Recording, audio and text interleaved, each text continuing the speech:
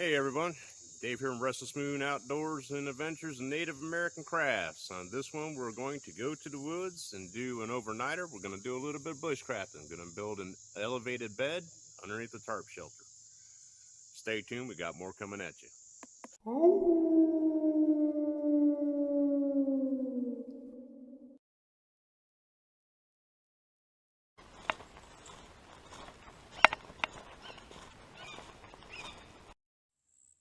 Now that is a widowmaker. The whole top of that tree is upside down to a point and is hanging on by that little tiny nub right there. That's dangerous as heck. Green machine.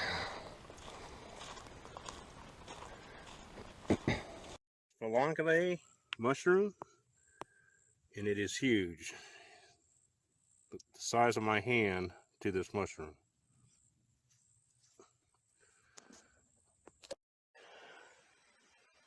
Alright everybody, before we get started, I'm going to go ahead and go through the gear that I brought.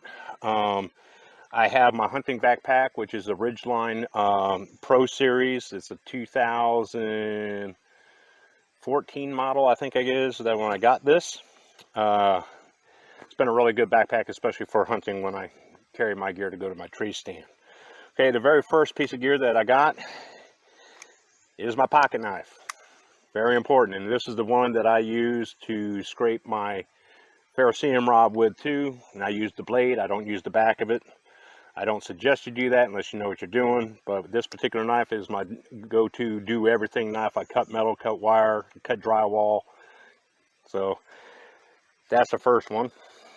Next I have a 1 liter double wall insulated water bottle, 1 liter. I have my Camellis Carnivore X machete. Whether or not I use this, I might use this to clean up my wood that I'm going to have to cut to make this bushcraft project. Next I have my Corona Razor 2 saw. This can be purchased at Home Depot or Lowe's. It's about 20 bucks. It's a very good saw. I prefer this over the Silky myself, but that's my own personal preference. It cuts on the draw and not in both directions. I wish it did cut in both directions, but really good saw. I'm very pleased with it. I have my Fiskars camp hatchet. I did make a mask for it because I do keep it very sharp. In the side pouch, I have number 18, not number 36, but number 18 Mason's line. Number 36 bank line is what's preferred by most people to use.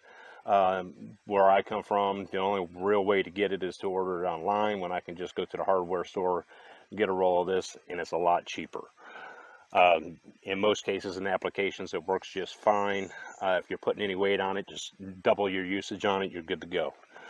I do have my quick deploy Ridgeline for my tarp. Nothing in there. In the top, I have my ferrocerium rod, my P51 can opener, and my paste beads. Some people call them ranger beads. I also have a piece of cordage to hang my backpack from a tree, and I have a 100% cotton handkerchief to use, especially for the temperature we have is in the upper 80s. It is very hot. In the main compartment, I have my fuel for my stove. I have my Coleman cook pot, which also acts as my coffee pot, and my Peak stove, and a base for the fuel. Right there. I have, this is an Ozark Trail Compactable camp blanket that I had it sewed up one side and one end and turned it into a lightweight summertime sleeping bag. This is what I will be sleeping in. And of course I have my Free Soldier tarp, 10 by 10 tarp. This is what I will be sleeping under. This is my bed sleeve. Now originally this was a hammock. If I can make it, I'll make it before I buy it. This was an extra hammock that I had. What I did is I took the rope out of both ends, opened it up flat, folded it back to the length that I wanted my bed sleeve to be. I cut the material off, I put it on my sewing machine, I hemmed the material back up, folded in half long ways, and put a second double or triple stitch hem on the length of it. It gives it the strength, turns it into a giant tube. What I do like about this one is that just like all the other hammocks, the sack is built right into it. And there you have it, minimal gear this time around, and we're going to bushcraft. We're going to make an elevated bed out of the bed sleeve underneath the shelter top. It's very warm. I do not know if I'm going to have a fire tonight or not, but I do have my stove for cooking my coffee and my dinner for tonight. Stay tuned, we got more coming at you. To go ahead and stop the triggers up front about me cutting down trees for this project, if you wipe your butt with toilet paper, you have no right to say one word. Here's one that I'm going to use. It's about 2.5 inches, 3 inches in diameter. It's a nice, this is a red maple. I'm going to go ahead and take that and a couple others just like it.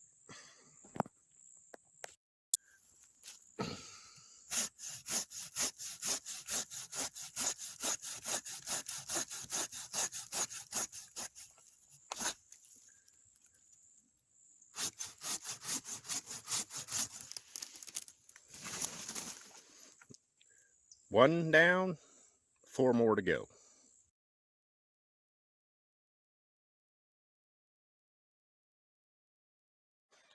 Okay, now that I have my 4 poles, they're all red maple. I'm going to go ahead and make my shelter between these 2 trees right here. It's small and compact enough. Hopefully there's not too small of a space. First thing I'm going to do is I'm going to clean these trees up with my machete.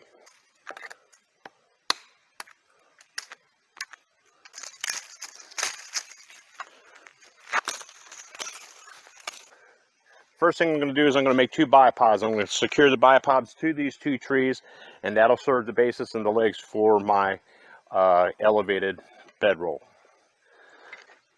2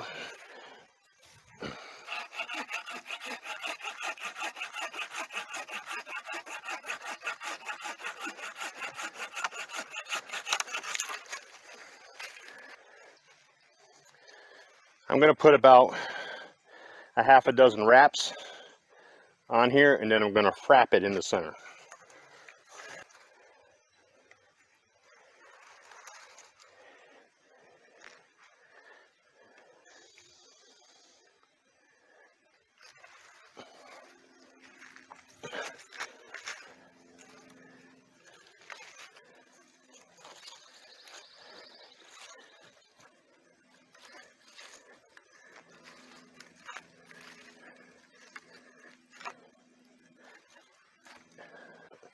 Okay, now that my bipods are made, I'm going to go ahead and take the sleeve poles and I'm going to cut them approximately 1 foot past each side of my bipoles. I'm going to cut them both exactly the same way.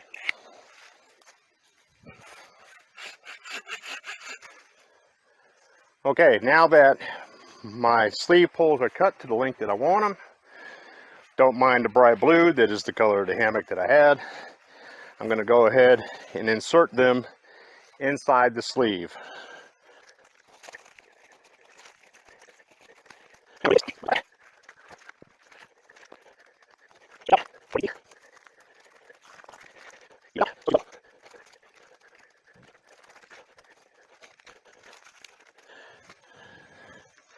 And now I'm going to diagonal lash all 4 points, adjusting it as I go so I got a level bed.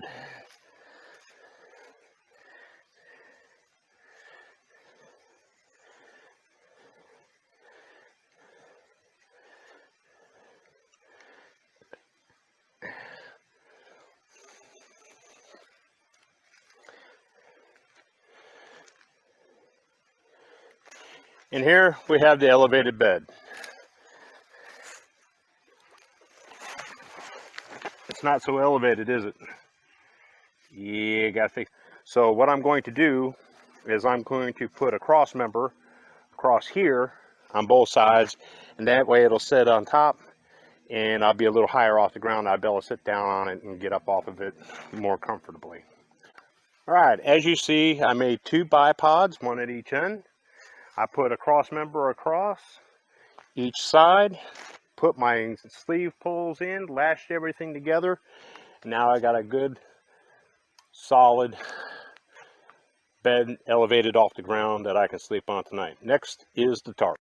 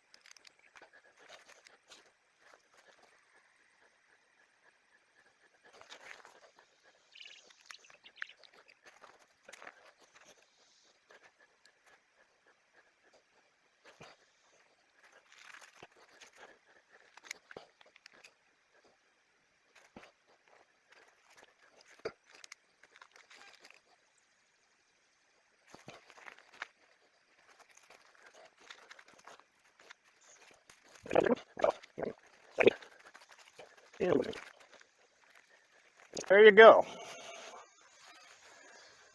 So, while we are not sleeping, we just fold this over the top, let that hang over.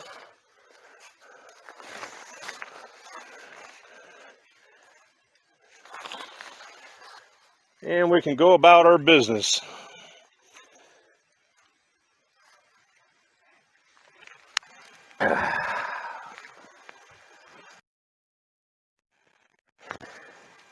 Now I'm going to start cleaning up my campsite, get my backpack hung, and I'm going to hydrate a little bit. And wait and see what the weather's going to do. It's clouding up. It's supposed to have a 50-50 chance of rain, so which is typical for Florida. And we'll get at it. This is going to be home for tonight. We'll talk to you in a bit. Okay, so we have sleep on, we got sleep under, and then this is my packable blanket that I turned into a lightweight summertime sleeping bag by sewing up one end. And that's what we're going to sleep in. Well, we got it all together. Dinner tonight is going to be simple ramen. Going to break camp early at 5:30 and head back to the house. Now, I've been asked, why I don't do a whole lot of bushcraft building. I build all day, every day during the week. And it's just so much nicer to be able to set up a tent or a hammock shelter and enjoy the woods. I set up like I did today. Now, I would do that if I was going to spend 2-3 nights, and quite frankly, this kind of setup is actually more comfortable for sleeping for me. That is my personal opinion. Now, this sleeve that I made this for my hammock. I cut the ends off. I like the length. The length is perfect length for what I wanted. However, I did not trim it down as far as width goes. It is a little bit wide, makes setup a little bit more difficult, takes a little bit more planning. So I'm going to modify a little and just bring it in just a little bit. And it is hot. I don't know if I'm going to have a fire tonight. I seriously doubt it. Mosquitoes are pretty bad. And I'm going to take care of all that. We'll talk to you in a bit.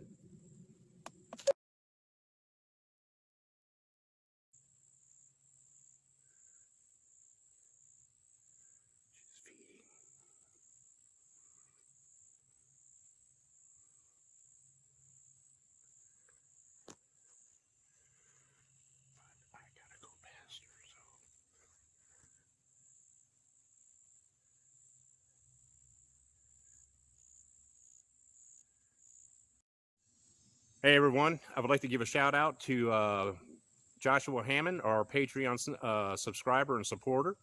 I would also like to give a shout out and a reminder of the Cindy Joe Kidney Transplant Fund. The links for both are located in the description box below.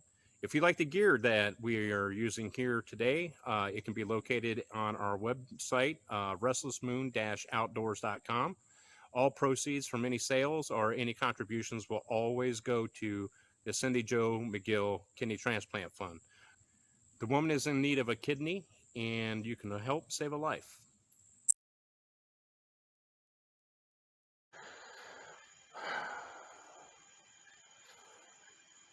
Hey everyone,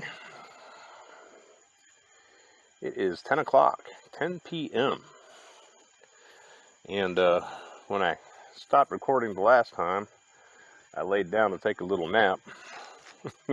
Guess I was tired. In fact, I didn't even make my dinner, which is going to be ramen. But I guess the heat got to me a little bit today and wore me out. And besides, it's just tired. I need to relax anyways. Now, if you noticed, when I went over my gear, what I did not have was my headlight or any kind of lighting. The lighting that I have is the lighting on my phone, which is the camera. As you all know, I use my phone as my camera. No big fancy equipment here. And this little tiny microphone thing. Got a whole whopping $14 in it. I want to bring to attention,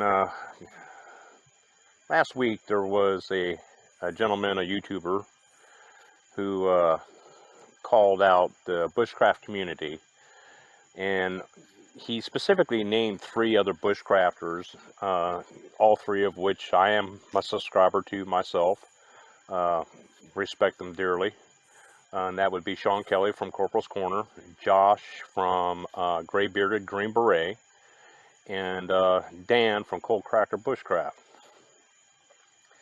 Now this guy, he was criticizing what the content is that most of us bushcrafters put out, but although that he called out these specific 3 individuals, he was addressing mostly the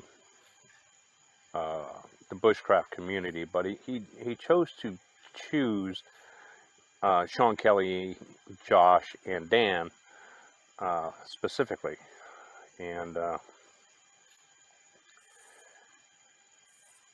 everyone who watches the bushcraft videos and content that we put out, whether it's bushcraft survival or just camping, what we teach you are just little tips and tricks. There's no apocalyptic occurrence happening now or anytime soon. It gives you instruction, guidance for you to practice your skills, just and pass on knowledge. Now, I don't know this gentleman's background. We'll just call him Mr. Stroker, because Stroker is the first word in his YouTube channel. But he, in the video that he pulled up this last week, when he said the problem with bushcrafters are, he used the likeness of Corporal's Corner, Gray Bearded Green Beret, and Dan from Cold Cracker Bushcraft. They used their likenesses, and I don't know if he was doing that just to bash them or to try to gain more subscriptions by using their likenesses. Sean Kelly did address him in Sean Kelly's last video, and since then Mr. Stroker has also brought up another video, the problem with backpackers. Like I said, I don't know this guy. I don't know what his qualifications are, but I'm getting the impression that he's just trying to get a ride. He wants a trigger. Everything we teach is guidance. It's educational. You got to practice and learn. This guy's, I'm not going to bash him. Like I said, I don't know him. But my personal opinion is that I just really think he's wrong for telling you, for instance, one point on his video, he pulled Sean out and said, you know, this guy does a bow drill and in 15 seconds he has a fired, but they don't show him how long it takes for him to build the bow drill. Well,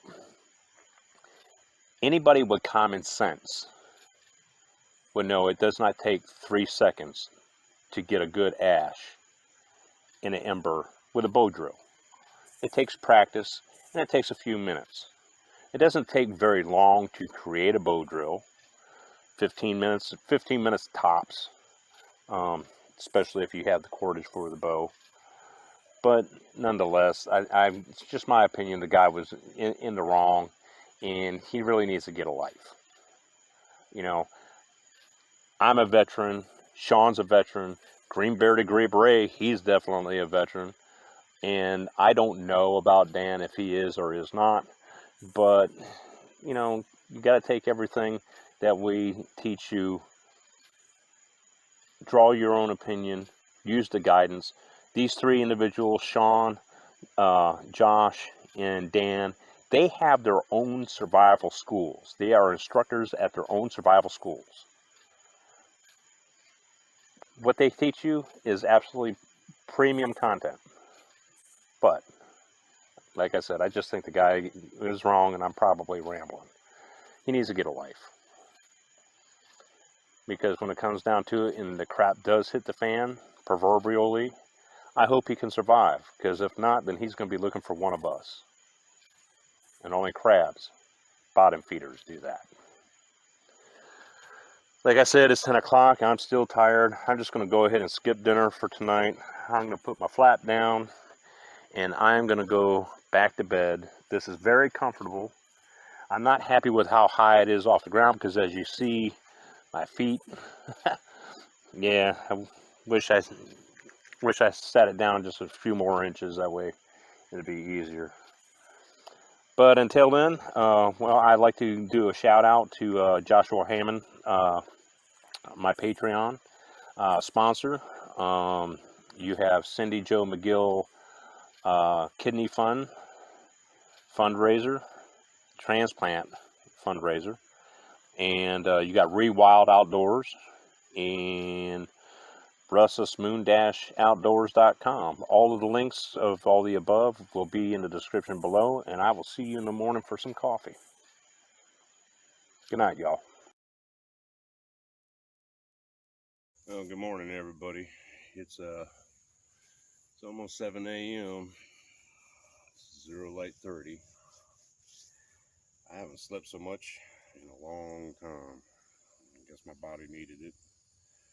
It's time for some coffee.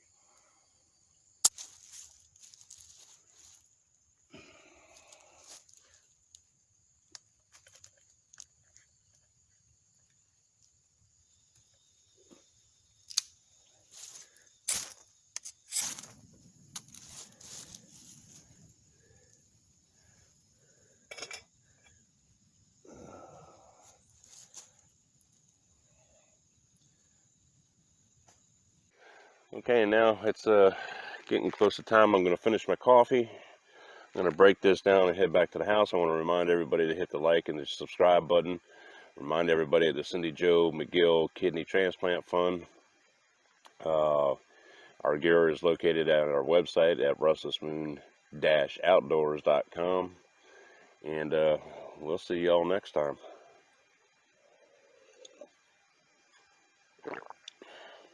It's not Taster's Nasty, it's actually Folgers. Y'all have a good one.